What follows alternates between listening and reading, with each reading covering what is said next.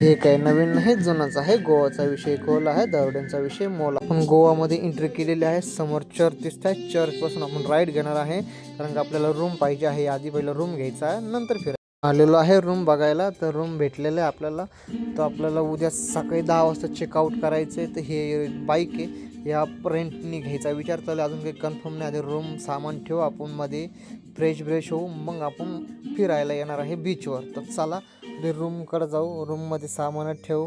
हे बघा, चांगली रूम आहे. 1500पर्यंत रूम भेटून जातं तुम्हाला. चला आपण बाहेर निघलेलो आहे बीचला जायचं, पण मार्केट बघून घ्या. बीच कसं आहे, गाड्या पार्किंगला इथं भरपूर सोय आहे. 200 का 300 रुपये 4 तासाचे. आणि इथं एक वेगळा विषय असा आहे का, मेडिकल तुम्हाला जवळपास कुठंच भेटणार नाही बीचच्या आजूबाजूला. जिकडं तिकडं वाईन, दारू म्हणजे दारू भेटणार. जिकडं ज्या गल्लीत जा त्या गल्लीत दारू. फक्त इथं 1-2 दुकान होते चहाचे, ते बी तलप लागली होती म्हणून आपण चहा मारला. म्हणलं आपल्याला तलप लय मेन आहे बा, चहा लय पहिला आधी पाहिजे असतो आपल्याला. हे बघा मार्केटमध्ये बघा, टॅटूचे पण दुकान आहे, खेळण्यांचे पण दुकान आहे. आणि हे बाईक रेंटनी भेटतं इथं. तर ज्याला पाहिजे असेल त्यांनी घ्यायचं. जसं असेल काय आधार कार्ड जे असेल ते ID प्रूफ समोरच्याला देऊन टाका.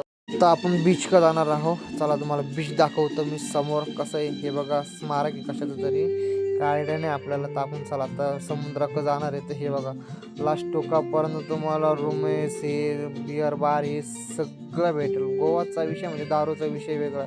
तर चला आता पुढं जाऊ आपण हळूहळू. हे बघा माती बिती, स्क्रीन, गोवाचं ते असं ॲडव्हर्टाईज जे असं त्याच्यामुळे स्क्रीन लावलेली. हे बघा बीचचं नाव आहे.